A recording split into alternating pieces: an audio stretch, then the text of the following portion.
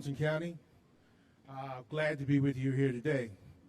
I have a unique opportunity to introduce our keynote speaker. He is a young man who has seen hard times, battled, coming up from the bottom, had never stopped fighting. It's a message that we need to hear today, that we can do it, we will do it, we will continue to do it, as long as we put our head down and do the work. I will ask you, as an Arlingtonian, and not to take up too much time, that if you're new to Arlington, the community that brought you here and why you wanted to come here, we welcome you, and we want to embrace you. And there is an Arlington way. We take care of each other, black, white, Latino, LGBTQ, whoever it is. If you want to be an Arlingtonian, we will embrace you. And we thank you for coming here today, because Juneteenth is inclusive. Inclusive. It's about a fight for us, but it is inclusive. And the gentleman I'm going to introduce does that. Teddy Fikre is an independent candidate for Congress. And I think you will enjoy to hear his story. And thank you for hearing me out. And have a great day.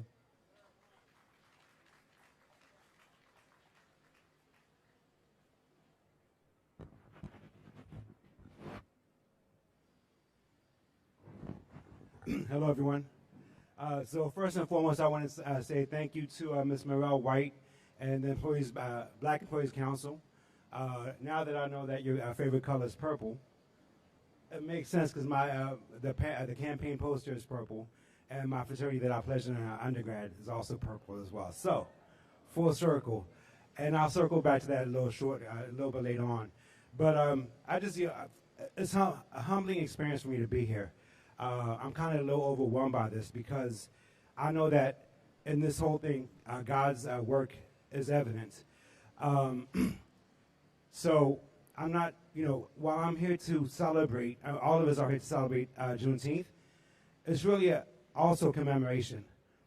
Commemoration of the millions who perished in the slave trade, who reside to this day in the biggest unmarked grave in the world, which is the Atlantic Ocean.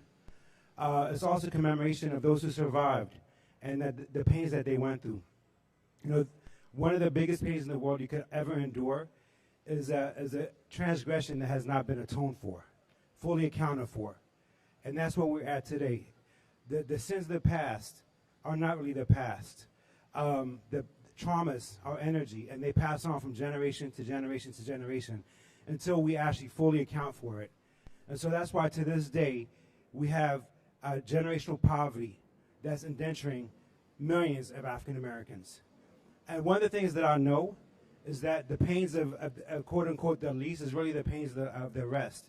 As it happens to those who are at the bottom of society, it happens to the rest of us. So to this end, making sure that we account fully for what happened in the past is take place to this day is also in our own interest. And for me, I've come around. There was a time in my life when I used to, I saw myself as a partisan. I used to bash Republican voters. I used to collectively judge white people. It took 2 years. I became homeless in 2015. And for 2 years, I went from working at Booz Allen Hamilton, six-figure income, to homelessness.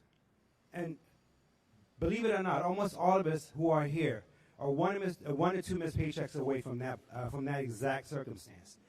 By God's grace, I'm not there anymore. I have a well-paying job. I have an amazing son. It's like a Jobian recovery. But yet, I know that, again, it's another 1 or 2 missed paychecks away. So in that way, the fight of the 19th century was about ensuring the end of slavery. It was about, abolition justice. The fight for the 20th century was about civil justice.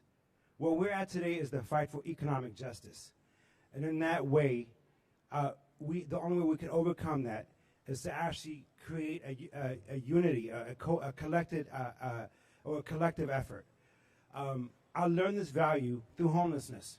Like I said, I went from bashing Republican voters and collectively judging white people until I became homeless. I was living in a homeless shelter in South Carolina, in Colorado, in Iowa, And there was one particular time I went to a cafeteria, and I saw a 7-year-old white girl by the name of Samantha eating along with the rest of us. You know, I could abide a lot of things, but seeing children that are hurting, it broke my heart, and I cried for 30 minutes. I forgot about my own pains and just focused on her. From that moment on, I could never look at justice through the prism of color, of ideology. What I realized is the same thing that Fred Hampton realized, Malcolm X realized, and Martin Luther King realized. That the only way we could actually overcome injustice is by bridging the differences. The biggest obstacle before us is not necessarily the underlying cause of almost every injustice or inequality in America is economic in nature. And as long as we we fight each other based on our differences, we'll never make any headway. We will be stuck in perpetual paralysis. And that's what we're at today. You know, one side being conditioned to fight the other. I'm originally from Ethiopia, and I see this happening in ways that will shock your mind, where literally people in the same family are fighting each other based on ethnicity. And Ethiopia is currently crumbling because we're committing carnage against each other based on our ethnic differences. And that's the same way that Africa, writ large, was colonized, by conditioning and convincing people that were neighbors, families, to turn on each other based on their differences. But that's not what we, and by the way, the same thing is happening here in America. The tribes here just happen to be different. The tribes here happen to be black versus white, left versus right, gay versus straight, man versus woman, believer versus non-believer. But yet and still, at the end of the day, we all have one thing in common, is economic anxieties across the board. When gas is costing $5 plus to fill up your tank, when what used to cost $100 to get a whole grocery cart, now it's costing the same amount to get 4 bags. Why are we focusing on our differences? And that's why, for me, I decided to run as an independent, because our political system is rooted in division. It's rooted in making you believe it's the other person doing this to you. It's not the other person doing this to you. It's not the other person doing this to you. You know, at that same time I was in the homeless shelter in South Carolina, I ran into what looked evidently to be a skinhead. And he kept looking at me with utter malice every time. And back then I was so angry. I was looking for an excuse to fight him. But, you know, one day I was smoking cigarettes back then. I sat down, I was smoking a cigarette, and I saw him walking right in front of me looking for cigarette butts to smoke. And, I'm a sucker for that kind of stuff. I just saw his humanity at that exact moment. So I offered him a cigarette. And he was shocked by that act of kindness, I guess. And then he sat down, and I just started talking to him. Told him about what I've been through in my life. Told him about the pains of having to leave Ethiopia. The pains of having to see my dad work all the time and never being home. The pains of seeing my mom struggle with depression. The pains of seeing my dad pass away in front of me. And in that exact moment, when I finished having that conversation, he told me I've never had a conversation with a black guy before.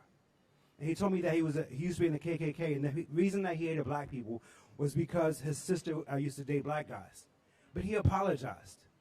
That is the redemptive power of conversation. That's the healing power of conversation. We get nowhere by pointing fingers at other people and saying them. That is what the status quo depends on. It depends on conditioning us and convincing us that our people that might look different than us, that might think different than us, are our enemies. But they're struggling just like us. And in this paradigm where people feel hopeless, they will always be susceptible to demagogues. But we don't need demagoguery. We need empathy. The only path to justice is empathy. I learned that the hard way through homelessness. I hope that we as a country can learn this without going through that level of adversity. But if we keep this up, if we keep this level of grievance against others who have not really done anything to us, if we keep this up for too long, you see where this headed with this economy, with Wall Street almost imploding out on a daily basis. We keep focusing on, the color differences, the ideology differences. What we need to focus on is wealth supremacy. Because at the end of the day, it's all about the very few who have everything and the rest of us who are fighting for crumbs. We don't need to be in a place where we fight about who has it worse. We should be working together so that we can all do better. So to that end, that's why, again, I'm running as an independent for that reason. So, but all that being said, to wrap up, the greatness of God is that we go through adversities in life only to arrive at a place of redemption. When I met Miss White at a Giant about a month and a half ago, I was collecting signatures. And through that connection is how I'm here today.